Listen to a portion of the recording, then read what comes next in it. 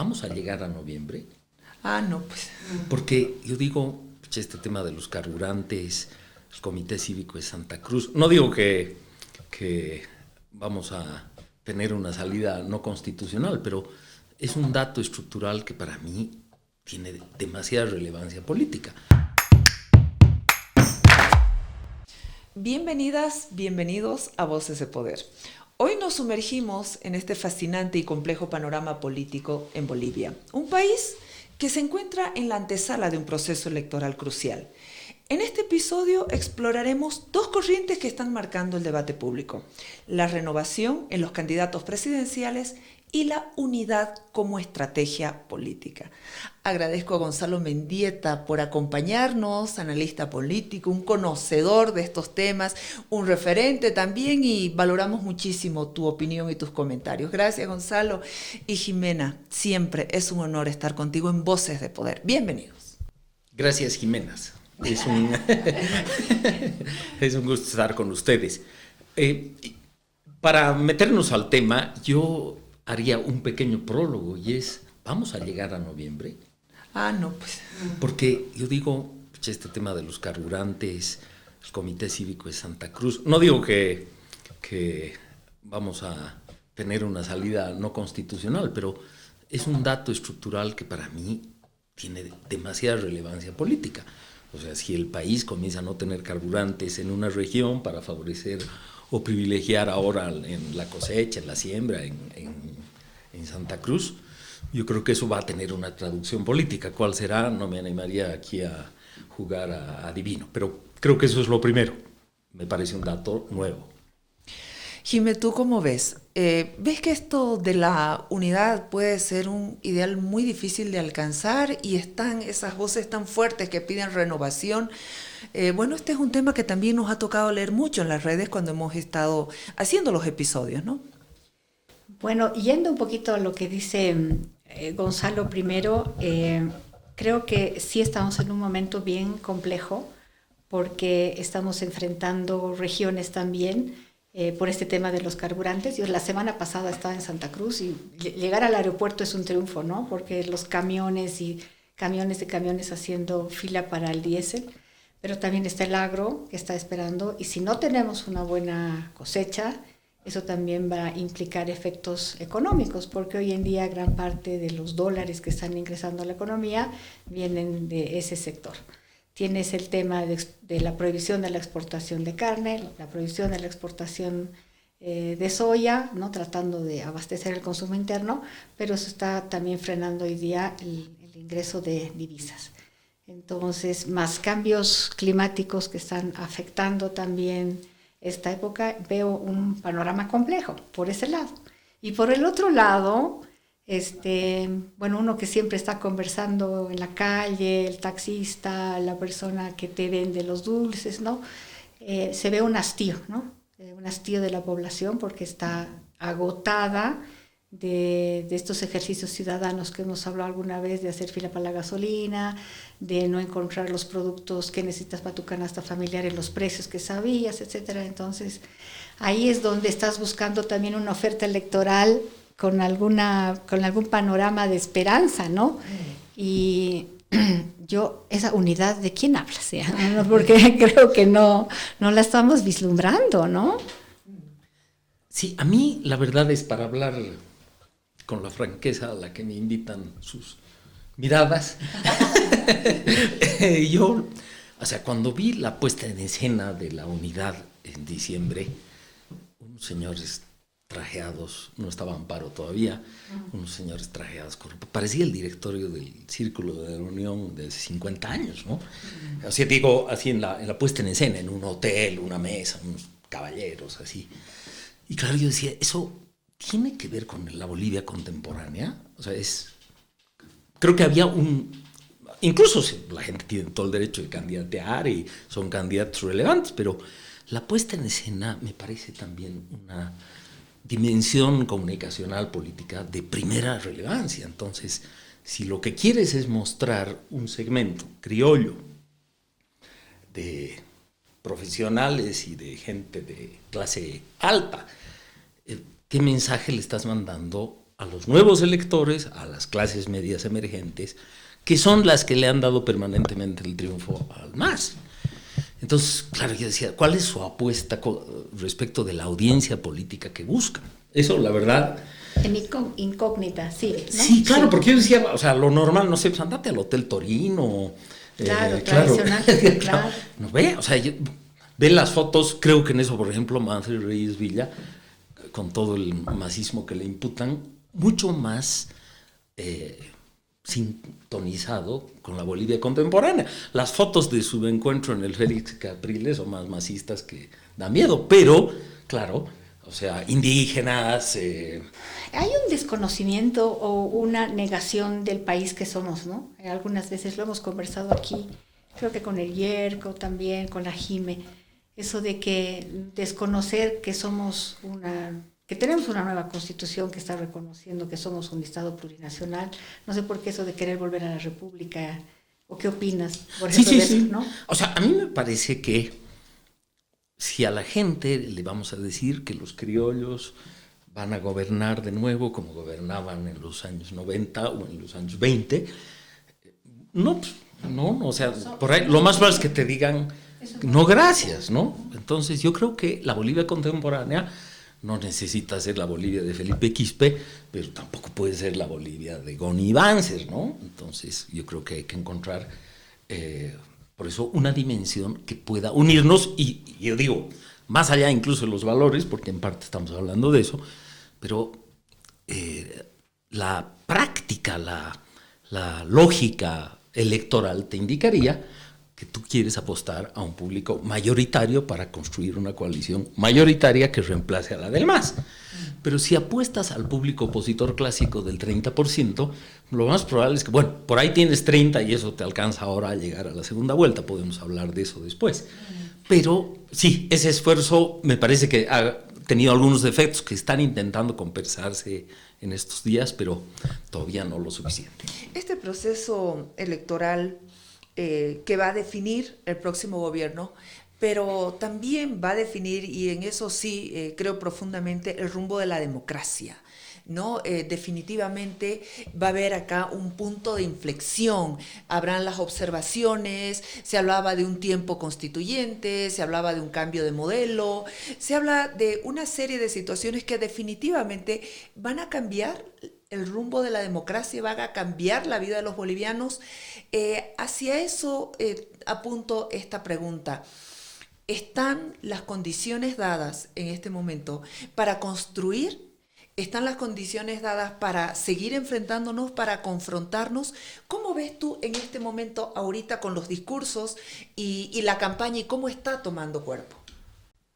¿Cómo evolucionará la campaña? Es algo que es muy temprano para decir, pero claro, hay actores a los que la polarización les conviene, porque maximizas los polos en detrimento de un centro articulador, digamos.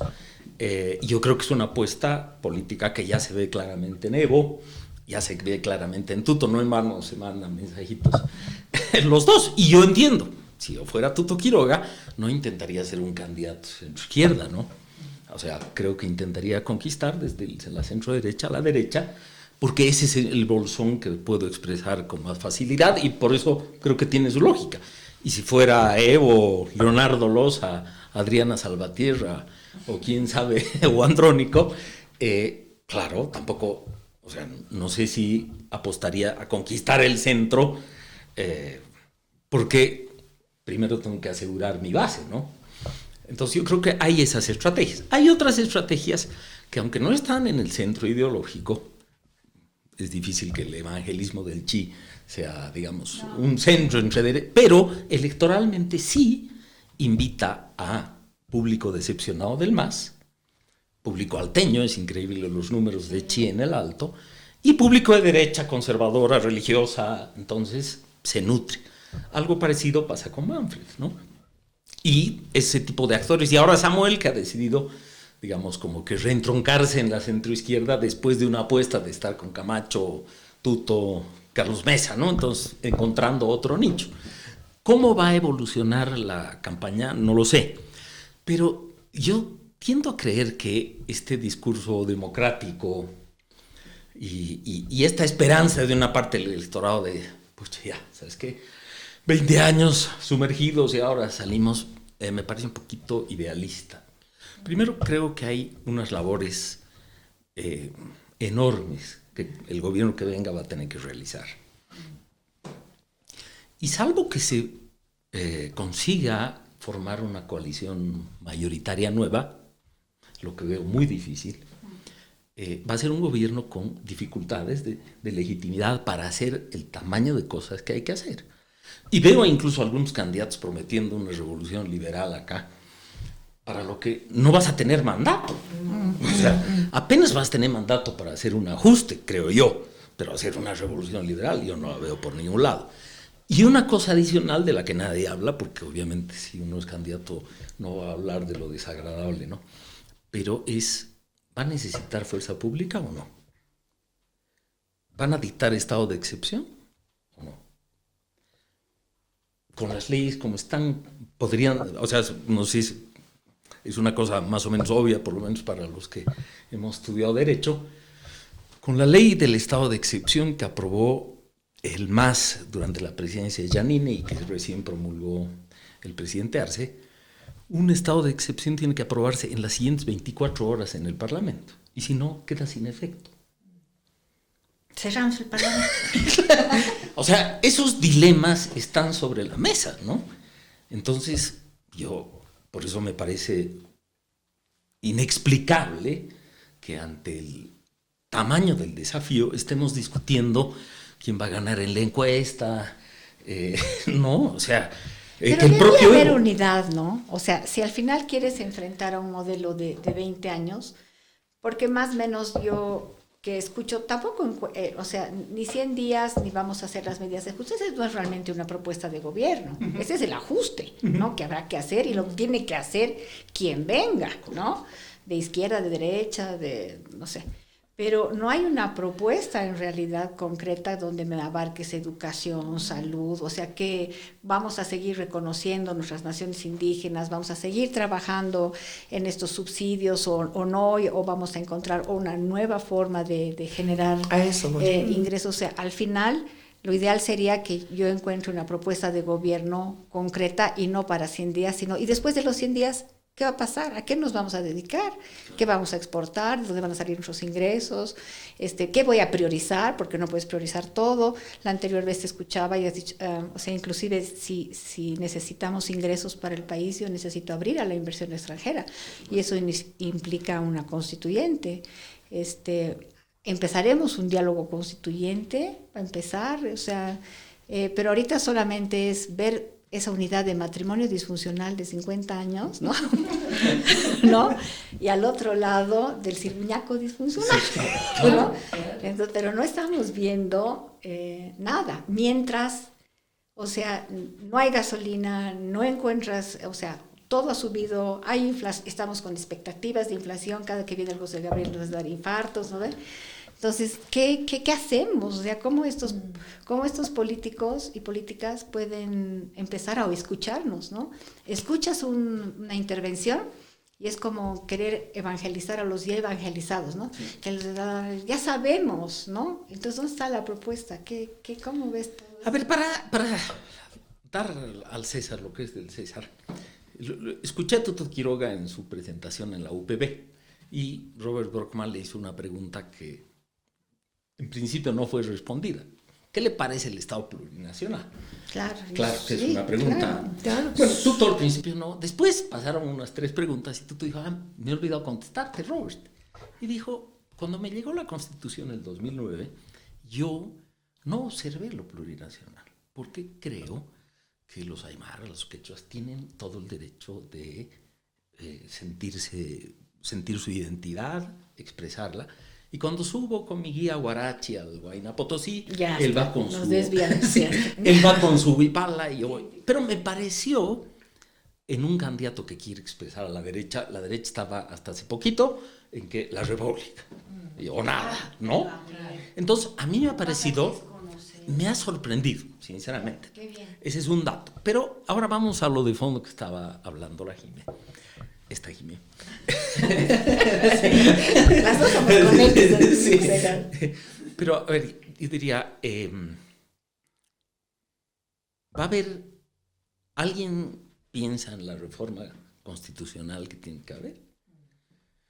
Yo creo que la pasan así por encimita, porque vamos a hacer una constituyente. Por ejemplo, el régimen de recursos naturales, si es violado, implica traición a la patria. O sea, si mañana nos nombran ministros y tenemos que firmar el decreto para traer inversiones de gas y darles un régimen más atractivo, y violamos bueno, tenemos tremendo lío. ¿Vas a convencer a ese gabinete que firme esos decretos tan alegremente? Una segunda cosa que yo pensaba es, usando la experiencia del 2009, porque en el 2009 hubo constituyente, pero hubo el Parlamento reformando la Constitución aprobada por la constituyente. Ese fue el texto. Yo decía, creo que sobre la base del Pacto San José se puede hacer un referéndum sin constituyente, es lo que yo haría. Pero, porque el Pacto San José es supraconstitucional y por lo tanto, pero necesitas hacer algo de eso como parte de tu propuesta, porque necesitas un mandato. No vas a venir, claro. O sea, para ese tamaño de cosas necesitas un mandato. Y yo no veo a la gente que está ahorita hablando de lo que habla como parte de sus rondas proselitistas, tocando estos temas que son un poquito más escabrosos, pero necesarios, imprescindibles, ¿no? Y en cuanto a la unidad y todo eso, yo, creo que hay proyectos ya distintos. No lo veo a Juan del Granado, que Samuel ha anunciado que va a apoyar esta semana a su candidatura, haciendo, por ejemplo, campaña con Branko Marinkovic, que parece que va a apoyar a Tuto. Esa era la noticia ayer, o Horacio Popek, ¿no? Entonces dices, juntar a esos actores me parece que no va a ser posible. Bueno, se han sentado Banzer y Motete Zamora en algún momento. Y claro, fue su candidato a vicepresidente, y también Banzer y Paz Zamora. Me parece más factible que estas ADN y MIR refundadas, porque eso parece, se junten para hacer un gobierno. Pero yo no veo ni a Samuel retirándose y haciendo campaña para Tuto, ni a Tuto. ¿Habrá un tercero? Ni a Manfred bajándose, digamos. No, pero en absoluto. De los Silveñaco. Y a un tercero, el Rodrigo, ¿qué otro tercero había? Claro, o sea, las cosas parecen listas para la famosa renovación, ¿no? Pero cuando le ofreces a la gente renovación, tampoco pica, ¿no? No. Tampoco pica. Ahora vamos a lo que vos decías al principio. Tenemos largas filas, hay una situación muy tensa, lo económico te lleva a lo político, el tema del agro, lo que tú has señalado, algunos anuncios de movilizaciones desde algunos comités cívicos. La gente que pide renovación también está con ese temor de que en la renovación no sabes si esa persona nueva va a venir a solucionar estos temas. Generalmente votas por alguien que tenga experiencia en la administración de estos conflictos. Yo creo que es una de las notas que aparecen en todas las encuestas cuando le pregunto sobre Andrónico. Me encanta, es un indígena formado, estudiado, renovación, pero creo que no tiene experiencia para resolver estos temas. Pero yo creo, o sea... Pero tiene pues ahí atrás... A eso voy. O sea, yo lo que creo es que no puedes esperar en un momento como estos que la política se forme solo por demanda, sino que tienes que tomar la iniciativa de una política por oferta. Y a mi juicio hay experiencias, incluso bolivianas, de hace poquito. ¿Qué hizo el MAS el 2020? Poner un candidato para dar la imagen de que la economía iba a volver a la época del boom. ¿Quién simbolizaba eso? Luis Arce. ¿Era el más destacado político del MAS? Para nada. O sea, yo creo que ni a las reuniones políticas de la mesa política en el gobierno lo llamaban. Pero Y finalmente Choquehuanca, que se llevaba ya muy mal con Evo, etcétera, lograron un acuerdo para ofrecer su mejor candidatura, ¿no? Para no hablar de Cristina Fernández eligiendo a Alberto Fernández para que vaya por delante. O sea, estoy hablando de proyectos electorales. Me sorprende que la unidad no hubiera pensado en poner el andrónico de la centroderecha. ¿Por qué no ha habido primarias? Claro, pero incluso sin primarias, yo digo, si lo que quieres es construir un proyecto que cambie el rumbo del país, porque bueno, si lo que quieres es ser presidente o ministro o lo que sea, ya las ambiciones son más chicas. Pero si de lo que se está hablando acá es de cambiar el rumbo del país, yo digo, estos personajes que tienen mucha experiencia, etcétera, podrían ponerse al servicio de un proyecto que entregue a la gente el deseo de renovación, acompañado, yo estoy seguro que tú, Quiroga, sería el mejor negociador con los organismos internacionales y seguramente Samuel sería un gran pivote de un equipo económico acá. Pero si me quieres convencer que todo pasa porque cada uno sea presidente, entonces invita menos al electorado. Es una campaña de egos, ¿no? En algún momento yo... Invita menos. A mí me parece que desde el punto de vista de la oferta, reduce la irradiación de la oferta. Y a mí no me parece tan loco en una circunstancia tan difícil, por eso pongo el ejemplo del MAS del 2020, que la gente que hace política vea cómo maximiza su potencial. Ahora, una pregunta. ¿Tú no crees que están como jugando, bueno, jugando no es la palabra, ¿no? Pero como un tablero de ajedrez, pero donde primero matas al rey, después a la reina, y después te van quedando. ¿No? Claro. No estarán haciendo esa ingeniería porque también el MAS puede empezar a inhabilitar candidatos, que lo mencionaba el Yerko, ¿no? ¿Tú crees que puede haber algo de...? Yo no veo, o sea, veo mucha paranoia y tal vez con las experiencias electorales, sobre todo la del 19, no es para menos, ¿no? El Tribunal Electoral tiene ahí una tarea enorme.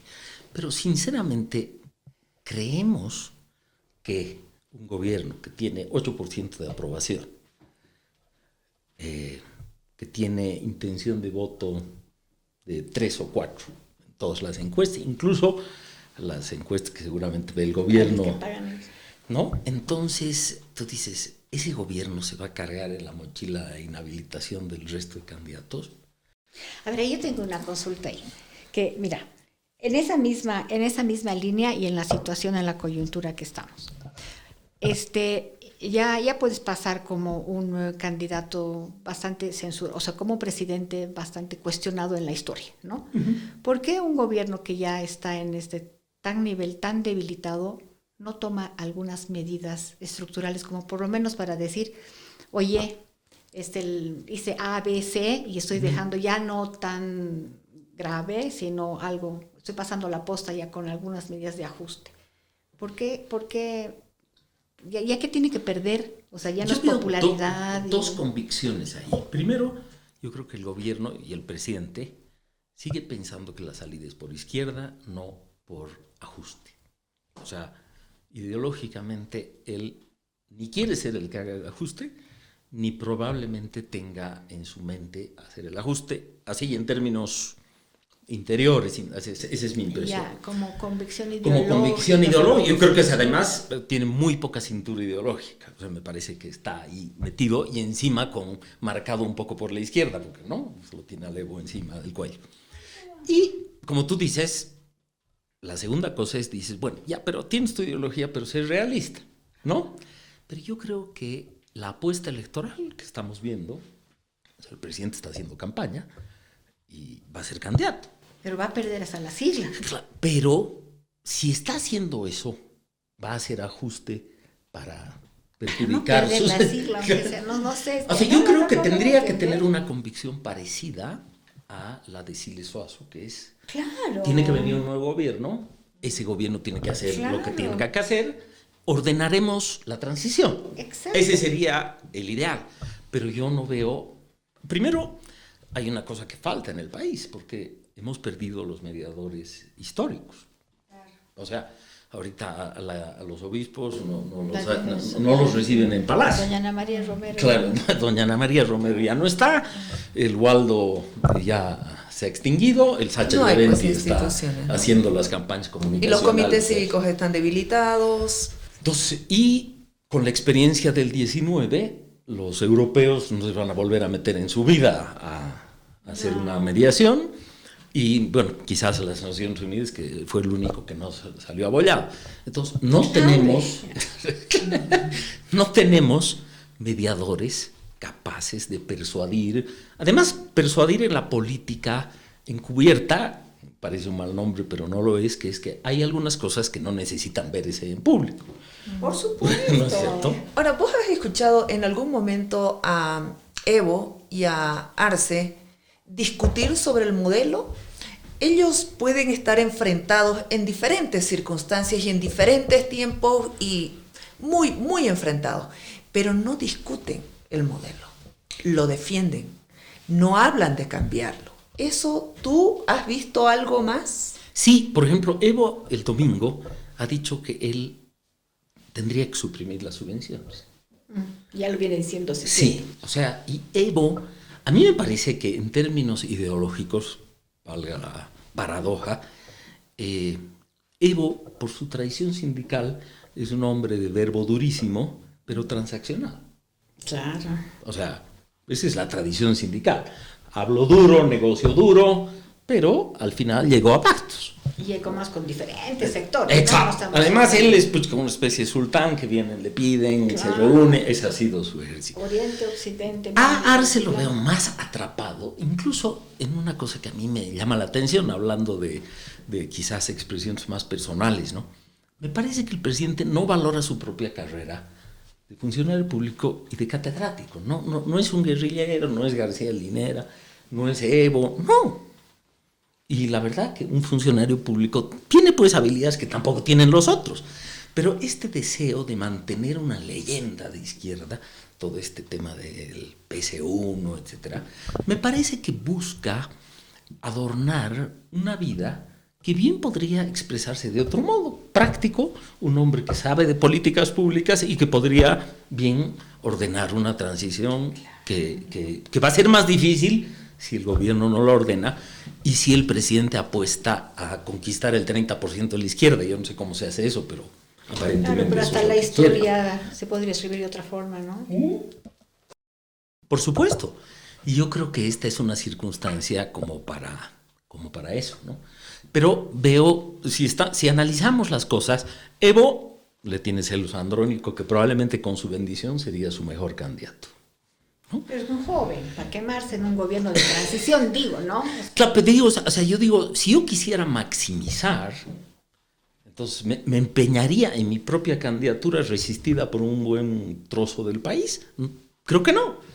Y en la centroderecha, si yo quisiera invitar a la gente a que vote y que el 30% oscilante que ha definido las elecciones siempre se incline ahora por no votar por el MAS y votar por una alternativa, creo que habrían opciones de optimización evidentes, obvias. Ni siquiera no se necesita ser un genio ni traer a James Carville, a un asesor gringo para que les cuente. Me parece obvio.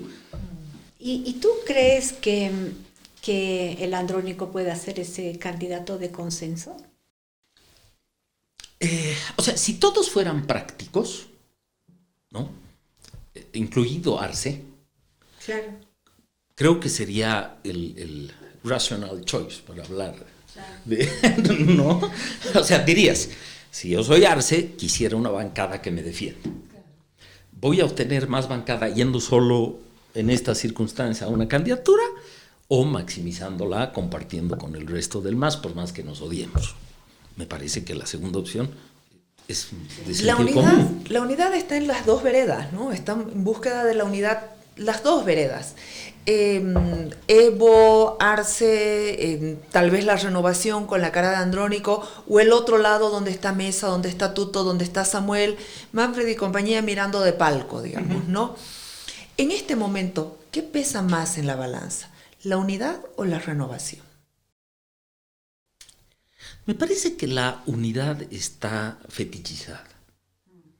O sea, creo que es un discurso en el que han quedado atrapados algunos, porque hay un cierto público que está desesperado de salir del periodo del MAS y que dice, ya, únanse, no dividan el voto. Creo que hay algo de racional, pero me parece que sobre todo está atendiendo ese clamor así cercano al pánico, ¿no?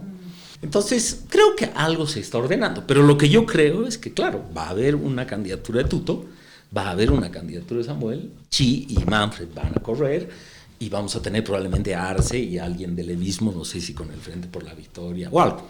Que haya más candidaturas, yo creo que sobrarán.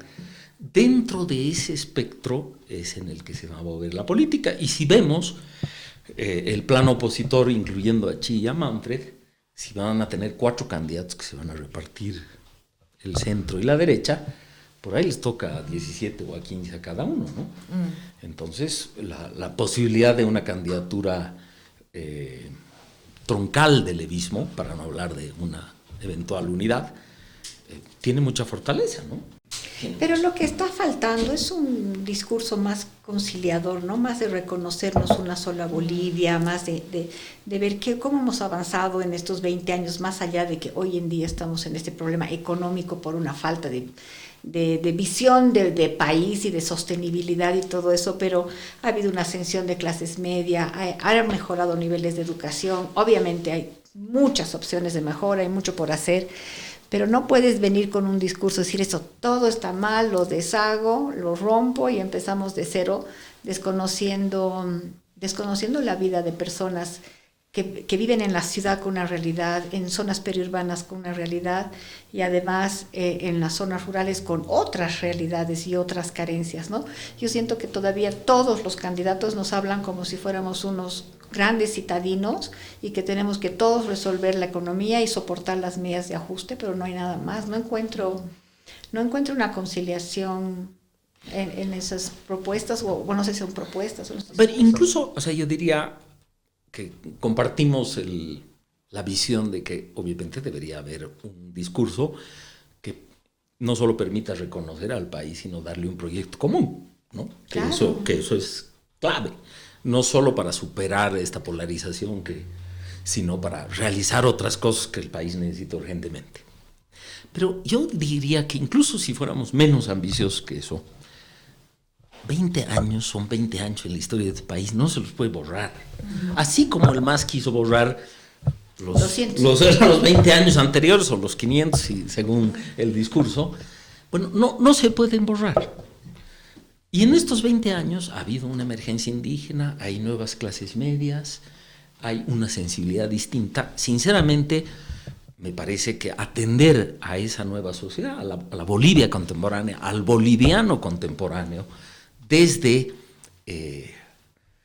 una expresión, para usar un lenguaje desde la colonia criolla, o sea, de las clases criollas, claro, me parece un desacierto, ¿no? Yo no entiendo, por ejemplo, por qué hay tanta vergüenza de incluir indígenas en las candidaturas de la derecha. O sea, de mostrar, que yo no creo que ninguno califique para racista, sinceramente, no creo que sea eso. Pero me parece que la sensibilidad, incluso para llegar a distintas audiencias, porque en la dinámica electoral contemporánea ya no es un solo discurso, tienes que llegar a distintas audiencias porque los países son más complejos, hay una pluralidad de audiencias. Me parecería obvio que los candidatos que muestran unas fotos, como digo, parecen de hace 40 años, incluyeran lo que podría expresar sin necesidad de palabras esa voluntad de alcanzar. Sí. Quien tenga esa lectura, yo creo que va a poder conectar en esta parte de la precandidatura todavía. Quien lea esa necesidad, quien tenga esa lectura de reconocimiento, de que estamos por construir y sin borrar lo bueno que se haya hecho, yo creo que está por ahí quien pueda lograr, porque hay un gran porcentaje de la población que no sabe todavía qué va a hacer con su voto. Va a definir el voto, ¿no? Entonces, 24%. claro, y puede ser de centro, puede ser de la izquierda, de la derecha, o como quieran llamar, quien tenga esa lectura, sí va a lograrlo. Sí, y algunas cosas a mí me parecen, sinceramente, de una obviedad terrible. Yo no sé si alguno de los políticos opositores ve Causa Chuncoca alguna vez, la radio del Evo, pero el Evo no se permite no aparecer rodeado de gente que expresa soy el pueblo y habla primero el dirigente de tal comunidad, etc. O sea, a mí me parece en buena parte una puesta en escena. No digo que Evo no los represente, pero me parece que hay una lógica de comunicación política perfectamente clara, deliberada, o sea, busca un efecto, ¿no? Entonces tú dices, acá, pues no creo que sea deliberado lo que hacen, ¿no? Entonces dices, no, o sea, como dice la Jimena, o sea, mujeres, ¿no? Y no son mujeres solamente de la clase media profesional, etcétera, ¿no? O sea, entonces tú dices, ese ingrediente es necesario expresarlo. Y parte de las tradiciones comunicativas no son solo el discurso, el programa de gobierno, voy a tener viceministerio de la mujer, no. También lo icónico.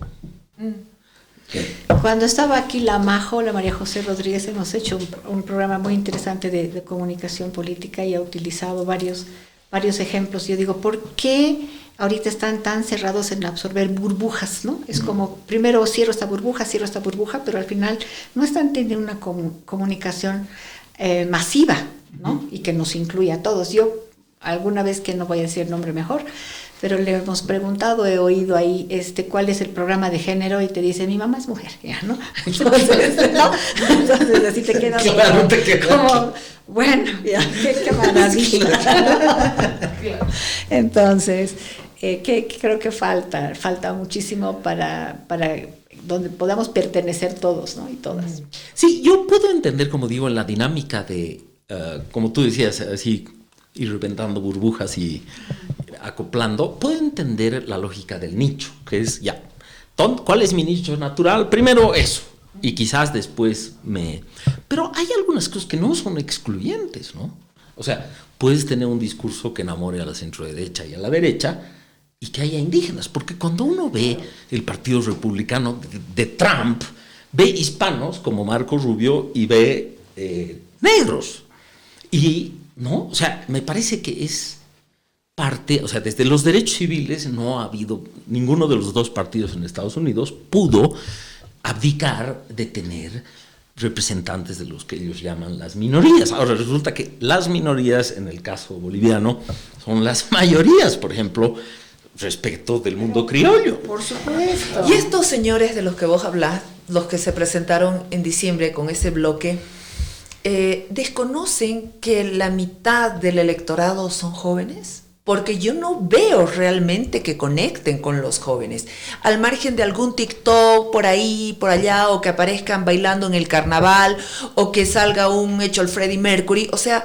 estamos subestimando a los jóvenes cuando son los jóvenes los que pueden definir el futuro de Bolivia con su voto, ¿no?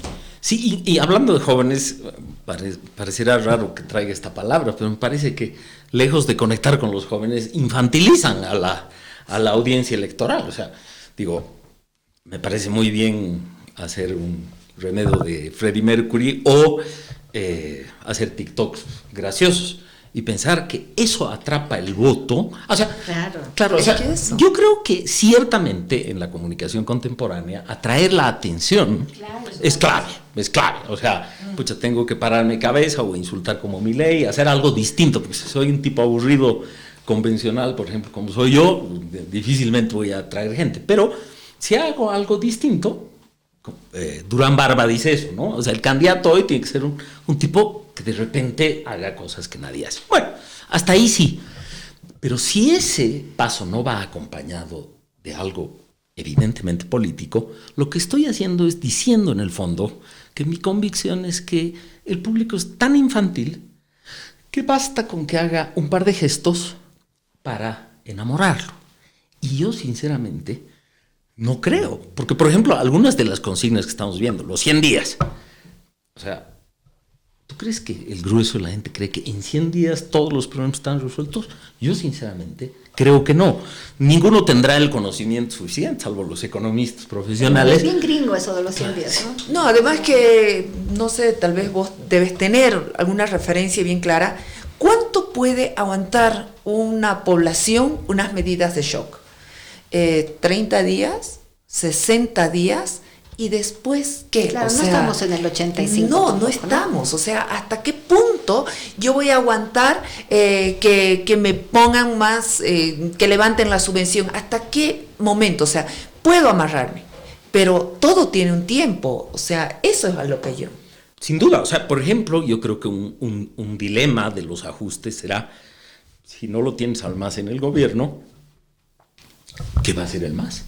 En la Asamblea Legislativa, ¿no? Pero, y también en las calles. Yo creo que el año pasado se demostró que en las calles no había sido tanta la fuerza, pero en un escenario de un ajuste prolongado, ¿qué pasará con la calle? Claro, no puedes entrar y voy a cerrar todas las empresas públicas y voy a sacar todos los funcionarios en la calle, pero no vas a poder gobernar 3 días, ¿no? Y además, si el supuesto presidente es de la oposición, el Evo se va a encargar de que sean 24 horas, ¿no? O sea, no va a durar más. Por eso también yo digo, ¿por qué no estamos haciendo un diálogo? ¿Por qué no estamos concertando? Porque ninguno va a poder gobernar sin el otro. Ninguno, es inviable. Claro. Sí, ¿sabes qué? Estamos llegando al final de este episodio. Te comprometemos para que vuelvas porque es realmente intenso esto, porque además de todas las precandidaturas, todo lo que ves, no podemos dejar de hablar de estos temas. Se tienen que tocar porque estamos jugándonos el futuro de la democracia, el futuro de nuestras vidas. El proceso electoral, agosto, noviembre, o sea, ya, pero ¿y? Sí. Yo siempre me acuerdo que, por ejemplo, a Marcelo Quiroga, a la izquierda de la UDP, lo presionaba con esto de la unidad. Estás favoreciendo a la derecha, avance. Marcelo Quiroga se abanicaba porque tenía la suficiente seguridad personal y su proyecto claro para no dejarse manipular con macanas, ¿no? Entonces yo sinceramente creo que parte del esfuerzo, no solamente de los candidatos, sino de la gente interesada en la política, es hablar las cosas con más claridad, porque a ratos como, por ejemplo, el fanal de porcelana de la unidad, entonces, claro, si hablas de respecto a la unidad o de los candidatos, estás favoreciendo además y hay que cuidar. A mí me parece pésima línea de razonamiento y intervención en la política. Yo creo que, por el contrario, este es el momento de hablar las cosas crudas y de invitar y promover y presionar para que los candidatos sufran alguna repregunta. A mí me impresiona que no hay una repregunta. O sea, cualquier candidato sale con alguna explicación y no se le exige. Y creo que en la exigencia uno puede ver la profundidad de lo que están pensando y de lo que nos ofrecerá. ¿No? El cuesta el con. Correcto.